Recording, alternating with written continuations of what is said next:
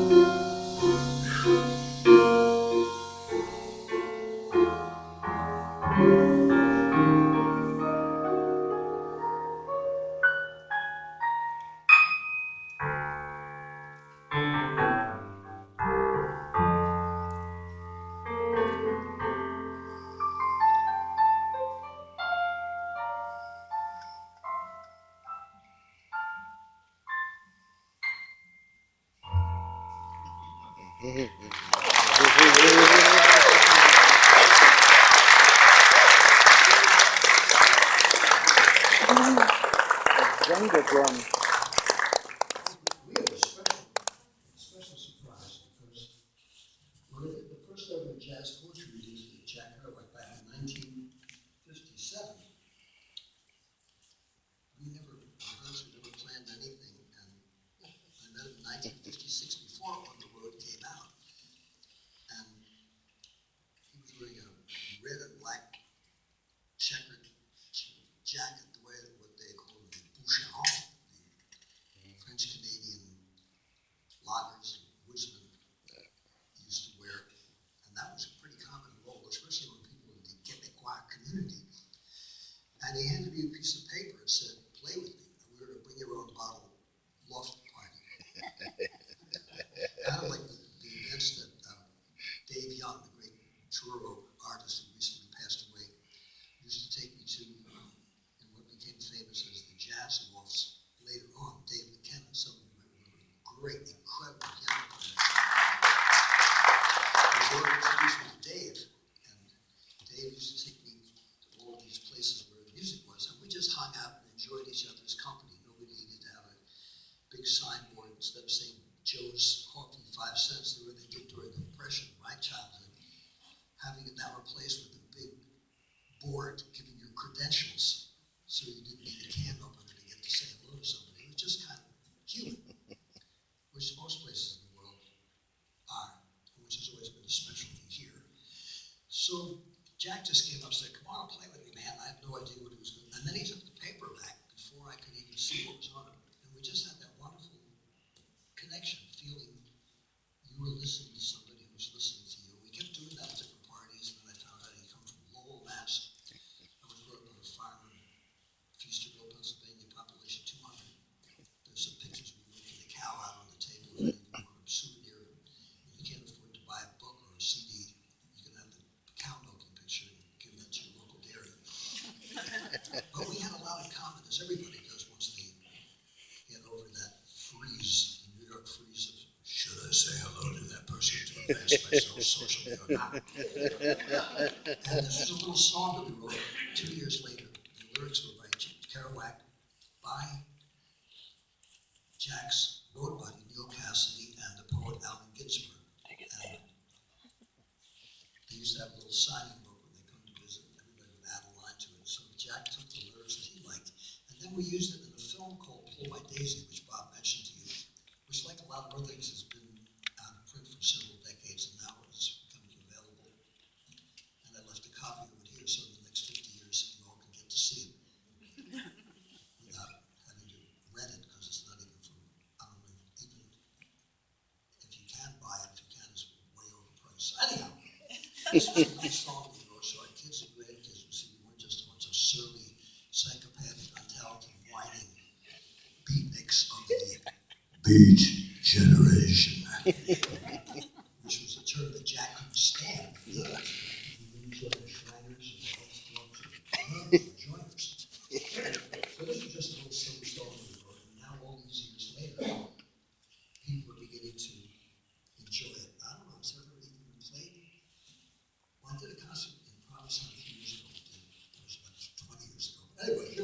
Couple of years ago. All the stuff I'm making up at the beginning and the end was not written by them, fortunately for their reputations.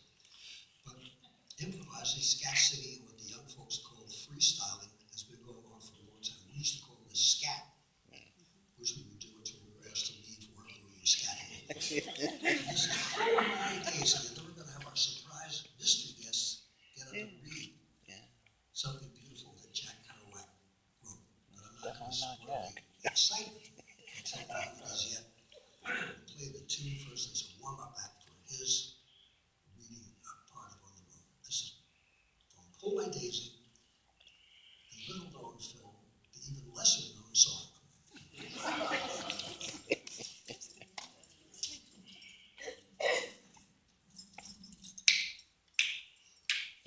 Well, I always wondered how to get to West Harwich. Yesterday I finally found out. I got a beautiful set of instructions from Bob and found out what it was all about. And after printing everything carefully on my machine at home, Adam came over and spent the night building a GPS because he knew otherwise I'd feel alone. When I was lost, which I've been many times, and showed up in the wrong place at the wrong time, and felt bad then. Well, we got to West Harwich right on time, which I can only say amen. And to hear that Cranberry Festival is a very, very, very special delight.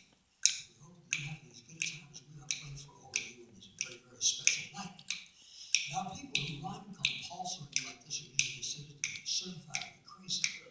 So before they haul me off to a place where they take anyone in my situation, it only means that I'm not insane, I'm not distracted or crazy. I'm simply giving a brand new, one-time only introduction to the song Pull My Daisy. Pull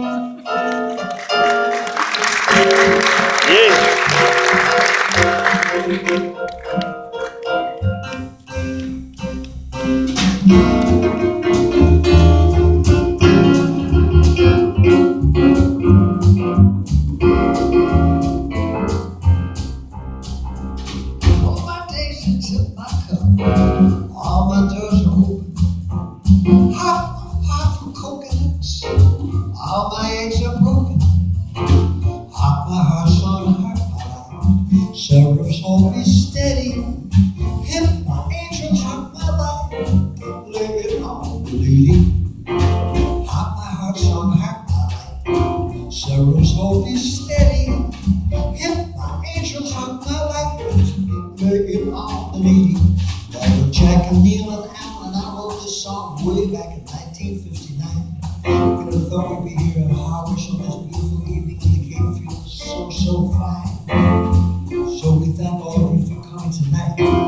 They really make us feel out of sight. That's all that I've got to say. We got a young man here who can really play just like Johnny Pesky did on the Boston Red Sox many decades ago. He's going to add his amazing grace on his bass and play us a little solo.